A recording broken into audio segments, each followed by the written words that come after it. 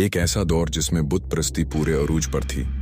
लोग बड़े बड़े बुत बनाकर मंदिरों में रखते थे और उनकी इबादत किया करते थे।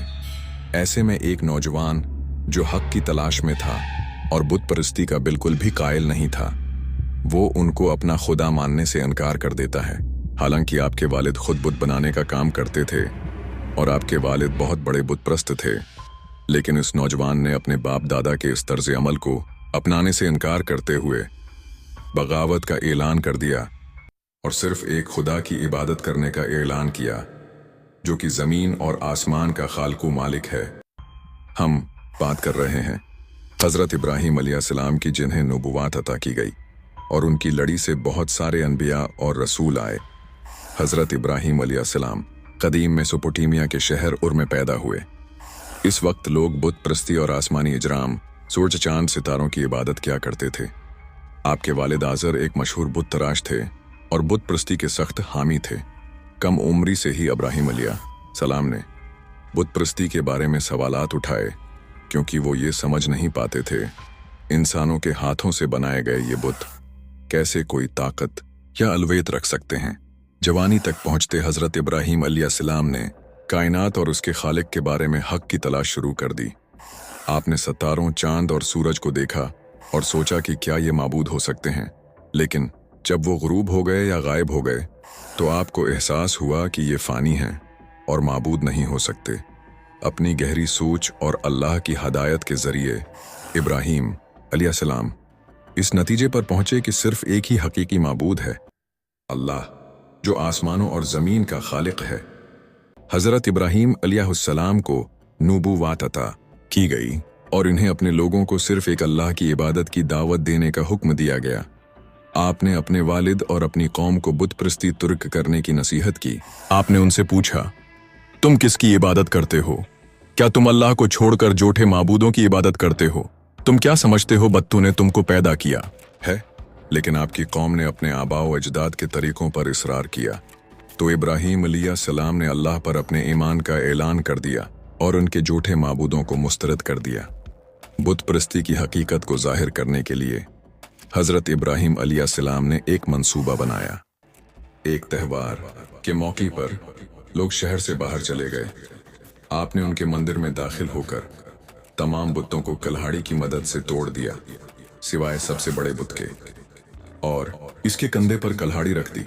जब लोग वापस आए और तबाही देखी तो वो गुस्से से भर गए। उन्होंने इब्राहीम अलैहिस्सलाम से पूछा, ये किसने किया है? आपने सबसे बड़े बुत की तरफ इशारा करते हुए कहा, उससे पूछो अगर ये बोल सकता हो। लोग खामोश हो गए, क्योंकि उन्हें अपने अकीदे की हकीकत का एहसास हो गया था। लेकिन तौहीद की दावत कोई इतना आसान काम नहीं था। मंदिर और बुतों की तबाही ने लोगों के अंदर गम और गुस्सा भर दिया था। इब्राहीम अलैहिस्सलाम के इक़दामात से गुस्से में आकर उनकी कौम ने उन्हें आग में फेंक कर सज़ा देने का फैसला किया। उन्होंने दूर दूर से लकड़ियां जमा की और एक बहुत बड़ी आग तैयार की, लेकिन इब्राहीम अलैहिस्सलाम अपने ईमान पर कायम रहे और अल्लाह की हिफाजत पर भरोसा किया। जब उन्हें आग में फेंका गया तो अल्लाह ने आग को ठंडा और महफूज बना दिया। मौजिज़ाती तौर पर इब्राहीम अलैहिस्सलाम बिल्कुल सही सलामत बाहर निकल आए और लोगों ने अल्लाह की ताकत को देखा। इस वाक़ये के बाद हज़रत इब्राहीम अलैहिस्सलाम अपने वतन को छोड़कर मुख्तलिफ इलाकों में हिजरत कर गए, जिनमें मिस्र और फ़िलिस्तीन शामिल हैं। इनके साथ आपकी बीवी सारा भी थी। सारा से आपकी कोई औलाद नहीं थी। बाद में आपने हाजरा से शादी की, जिनमें से खुदा ने हज़रत इब्राहीम अलैहिस्सलाम को हज़रत इस्माइल से नवाजा। आपने अल्लाह के हुक्म से अपनी बीवी और छोटे से बेटे को मक्का की वादी में अकेला छोड़ दिया और खुद वहां से चले गए, जहां अल्लाह ने उनको एक वीरान और बंजर वादी में जमजम का चश्मा अता किया। जैसे ही इस्माइल थोड़े बड़े होते हैं तो हज़रत इब्राहीम अलैहिस्सलाम को अल्लाह की राह में अपनी कीमती चीज़ को कुर्बान करने की ख्वाब आती है। ये आजमाइश आपके लिए ज़िंदगी की सबसे बड़ी आजमाइशों में से एक थी।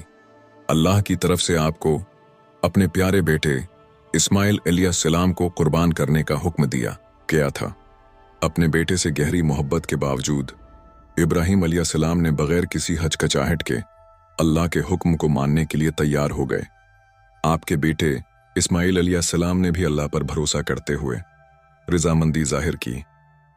जब इब्राहिम अलैहिस्सलाम कुर्बानी करने ही वाले थे तो अल्लाह ने इस्माइल अलैहिस्सलाम की जगह एक मेंढा भेज दिया और उनके ईमान और फरमानबरदारी को कबूल कर लिया गया। ये वाक़या मुसलमानों के लिए ईद के मौके पर याद किया जाता है। हज़रत इब्राहिम अलैहिस्सलाम और इस्माइल अलैहिस्सलाम को बाद में अल्लाह की तरफ से मक्का में काबा की तामीर का हुक्म दिया चाहता है, जो अल्लाह की इबादत के लिए पहला घर था। जब उन्होंने काबा की तामीर की तो इब्राहिम अलैहिस्सलाम ने दुआ की कि उनकी औलाद में से एक नेक कौम पैदा हो। अल्लाह ने उनकी दुआ कबूल की और काबा इबादत का मरकज़ और तौहीद की इलामत बन गया। हज़रत इब्राहिम अलैहिस्सलाम को इस्लाम में सबसे अजीम अनबिया में से एक माना जाता है। आपको तौहीद का बाप कहा जाता है और कुरान में आपका जिक्र बार बार आया है। आपकी ज़िंदगी अल्लाह के सामने मुकम्मल सरे तस्लीम खम करने, मुश्किलात में साबित कदमी और पुख्ता ईमान की एक मिसाल है। मुसलमान अपनी रोज़ाना की नमाज़ों, हज और ईद के मौके पर आपको याद करते हैं।